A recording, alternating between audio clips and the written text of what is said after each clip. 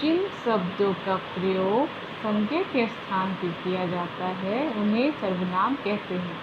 तो अभी हम लोग सर्वनाम की परिभाषा को पढ़ रहे हैं, सीख रहे हैं। दूसरे शब्दों में सर्वनाम उस विकारी शब्द को कहते हैं जो पूर्वापर संबंध से किसी भी संज्ञा के बदले आता है। मतलब सरल शब्दों में समझेंगे कि सर्व मतलब क्या होता है। सब, नमो मतलब संज्ञा के बदले जो शब्द आते हैं उसे ही सर्वनाम कहते हैं। सर्वनाम यानी सबके लिए नाम। इसका प्रयोग संज्ञा के स्थान पर किया जाता है। आइए देखें कैसे। राधा 7वीं कक्षा में पढ़ती है। वह पढ़ाई में बहुत तेज है। उसके सभी मित्र उससे प्रसन्न रहते हैं। वह कभी भी स्वयं पर घमंड नहीं करती है। वह अपने माता पिता का आदर करती है। आपने देखा कि ऊपर लिखे अनुच्छेद में राधा के स्थान पर वह उससे स्वयं अपने आदि शब्दों का प्रयोग हुआ है। अतः यह शब्द जो है सर्वनाम है। मतलब जिसके बारे में बताया जा रहा है ना, उसे ही सर्वनाम कहते हैं। इस प्रकार संज्ञा के स्थान पर आने वाले शब्दों को सर्वनाम कहते हैं। जैसे मैं, तुम, वह, आप, कोई, यह, ये, वो, हम, तुम, कौन, क्या, जो, ये सब क्या है, सर्वनाम शब्द हैं। अन्य सर्वनाम शब्द भी इन्हीं शब्दों से बने हुए हैं। तो ये सब क्या है, ये सारे जो है सर्वनाम हैं। राधा नृत्य करती है। राधा का गाना भी अच्छा होता है। राधा गरीबों की मदद करती है। इसमें से हम लोग को सर्वनाम निकालना होगा। अन्य उदाहरण में हम लोग और देखेंगे। सुभाष एक विद्यार्थी है। मतलब क्या है, सुभाष संज्ञा है और उपयुक्त वाक्यों में सुभाष शब्द संज्ञा है तथा उसके स्थान पर वह उसे शब्द जो स्थान पर प्रयोग किया गया है, इसलिए ये सर्वनाम है। वह सुभाष रोज स्कूल जाता है। उसके पास सुंदर बस्ता है। उसे घूमना बहुत पसंद है। मतलब किसके बारे में बताया जा रहा है, सुभाष के बारे में बताया जा रहा है। तो ये है सुभाष के बारे में बताया जा रहा है, यानी उसके बारे में बताया जाता है। तो संज्ञा के स्थान पे जो शब्द आया जा रहा है, मतलब नाम नहीं आके क्या आ रहा है, वह उसके लिए बताया जा रहा है, इसलिए उसे संज्ञा के बदले आ रहा है, इसलिए इसको हम लोग सर्वनाम कहते हैं। तो आप लोग समझ गए। सर्वनाम के कितने भेद होते हैं। सर्वनाम के भी 6 भेद होते हैं। पुरुषवाचक सर्वनाम, निश्चयवाचक सर्वनाम, अनिश्चयवाचक सर्वनाम, संबंधवाचक सर्वनाम, प्रश्नवाचक सर्वनाम और निजवाचक सर्वनाम। पहले नंबर पर है पुरुषवाचक सर्वनाम, दूसरे नंबर पर है निश्चयवाचक सर्वनाम, तीसरे नंबर पर है अनिश्चयवाचक सर्वनाम, चौथे नंबर पर है संबंधवाचक सर्वनाम और 5वें नंबर पर है प्रश्नवाचक सर्वनाम। निजवाचक सर्वनाम 6ठे नंबर पर है। तो आइए हम लोग अब पहले नंबर पर जो पुरुषवाचक सर्वनाम है उसके बारे में जाने कि ये क्या है। पुरुषवाचक सर्वनाम किसे कहते हैं। जिन सर्वनाम शब्दों से व्यक्ति का बोध होता है उसे पुरुषवाचक सर्वनाम कहते हैं। दूसरे शब्दों में बोलने वाले, सुनने वाले तथा जिसके विषय में बात होती है उसके लिए प्रयोग किए जाने वाले सर्वनाम पुरुषवाचक सर्वनाम होते हैं। मतलब कहने का मतलब ये है कि बोलने वाले, सुनने वाले, जिनके भी विषय में बातें होती हैं उसे हम लोग क्या कहते हैं, पुरुषवाचक सर्वनाम कहते हैं। पुरुषवाचक सर्वनाम पुरुष या स्त्री के नाम के बदले आते हैं। जैसे मैं आता हूँ, तुम जाते हो, वह भागता है। उपयुक्त वाक्यों में मैं, तुम, वह क्या है, ये सब जो है क्या है, सर्वनाम है।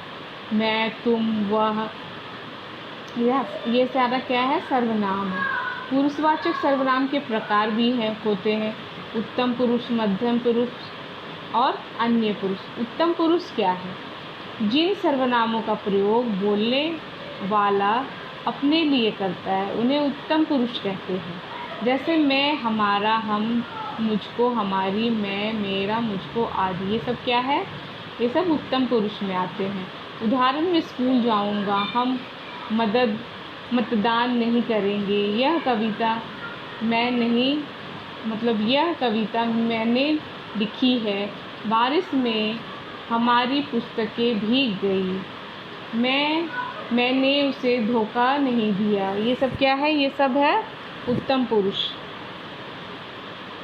मध्यम पुरुष किसे कहते हैं? जिन सर्वनामों का प्रयोग सुनने वाले के लिए किया जाता है उसे हम लोग मध्यम पुरुष कहते हैं। जैसे सुन रहा है, जो भी सुन रहा है, तू, तुम, तुम्हें, आप, तुम्हारे, तुमने, आपने आदि। उदाहरण में आपने गृह कार्य नहीं किया, मतलब बता रहा है, जिसके बारे में बता रहा है, उसे ही हम लोग क्या कहते हैं? मध्यम पुरुष कहते हैं। तुम्हारे पिताजी क्या काम करते हैं, मतलब क्या है? पूछा जा रहा है कि तुम्हारे जो हैं पिताजी क्या करते हैं, उसे हम लोग क्या कहते हैं? मध्यम पुरुष कहते हैं। मतलब किसी के बारे में पूछा जा रहा है, तुमसे कुछ काम है, मतलब उसके बारे में बताया जा रहा है कि तुमसे कुछ काम है। अन्य पुरुष, जिन सर्वनाम शब्दों का प्रयोग किसी अन्य व्यक्ति के लिए किया जाता है उन्हें अन्य पुरुष कहते हैं। मतलब जैसे वे, यह, वह, इनका, इन्हें, उन्हें, इसमें आदि। उदाहरण में वे मैच नहीं खेलेंगे। ये क्या है? ये है अन्य पुरुष। मतलब किसी के बारे में बोला जा रहा है, वे। अब कौन है वे पता नहीं, लेकिन उसके बारे में बताया जा रहा है कि वे नहीं खेलेंगे। इसे हम लोग क्या कहते हैं? अन्य पुरुष। अब सर्वनाम के सेकंड भेद पे हम लोग आते हैं। सेकंड भेद क्या है सर्वनाम का? निश्चयवाचक सर्वनाम। सर्वनाम के जिस रूप से हमें किसी बात या वस्तु का निश्चित रूप से बोध होता है उसे निश्चयवाचक सर्वनाम कहते हैं। मतलब ऐसा चीज़ जिससे हम लोग को निश्चित हो जाए कि हाँ ये है, तो उसे हम लोग क्या कहते हैं? निश्चयवाचक सर्वनाम कहते हैं। सरल शब्दों में समझेंगे, जो सर्वनाम शब्द किसी निश्चित व्यक्ति, वस्तु, घटना की ओर संकेत करता है उसे ही निश्चितवाचक सर्वनाम कहते हैं। निश्चय मतलब जिससे किसी निश्चय का पता चलता है कि हाँ ये हुआ ही है, उसे हम लोग क्या कहते हैं? निश्चयवाचक सर्वनाम कहते हैं। उदाहरण से, पास की वस्तु के लिए यह कोई नया काम नहीं है। यह कोई नया काम नहीं है। दूर की वस्तु के लिए रोटी मत खाओ क्योंकि वह जली है। मतलब रोटी का पक्का है कि वह जली है, इसलिए मत खाओ। ये है सर्वनाम के सेकंड भेद, जिसको हम लोगों ने पढ़ा। अब हम लोग पढ़ेंगे थर्ड, अनिश्चयवाचक सर्वनाम। अनिश्चयवाचक सर्वनाम किसे कहते हैं? जिस सर्वनाम शब्द से किसी निश्चित व्यक्ति या वस्तु का बोध ना हो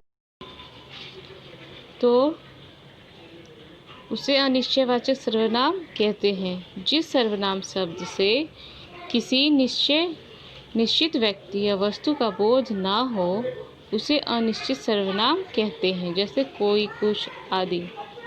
उदाहरण, कोई ऐसा ना हो कि कोई आ जाए। कुछ मतलब उसने कुछ नहीं खाया। मतलब क्या बोला जा रहा है? अनिश्चित तरह का इसमें बात किया जा रहा है कि उसने कुछ नहीं खाया मतलब खाया या नहीं खाया, इसमें कुछ निश्चित नहीं हो रहा है, उसे ही हम लोग अनिश्चितवाचक सर्वनाम कहते हैं।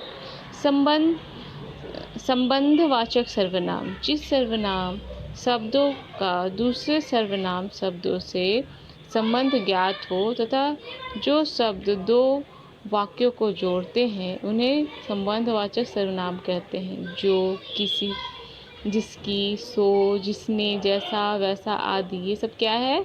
संबंध को जोड़ते हैं, दो शब्दों को जोड़ते हैं। जैसा करेगा वैसा बढ़ेगा, ये क्या है? उदाहरण है। जो परिश्रम करते हैं वे सुखी रहते हैं। वह जो न करे सो थोड़ा। मतलब ये सब क्या है? ये संबंधवाचक सर्वनाम के उदाहरण हैं।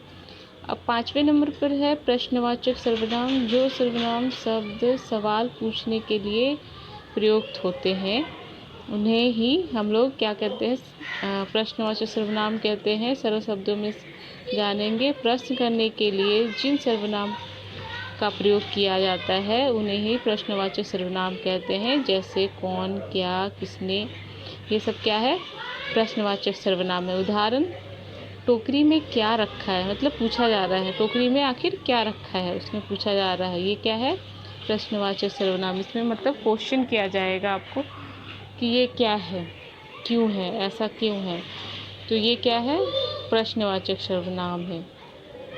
अब हम लोग छठे नंबर पर है निजवाचक सर्वनाम। निजवाचक सर्वनाम का क्या अर्थ होता है, अपना वह वाचक का अर्थ होता है जो बोध ज्ञान कराने वाला, अर्थात निजवाचक का अर्थ हुआ अपनेपन का जो बोध कराता है। जिस सर्वनाम शब्दों का प्रयोग कर्ता के साथ अपनेपन का ज्ञान कराता हो उन्हें ही निजवाचक सर्वनाम कहते हैं। जिस शब्द से अपनेपन का बोध होता है उसे ही हम लोग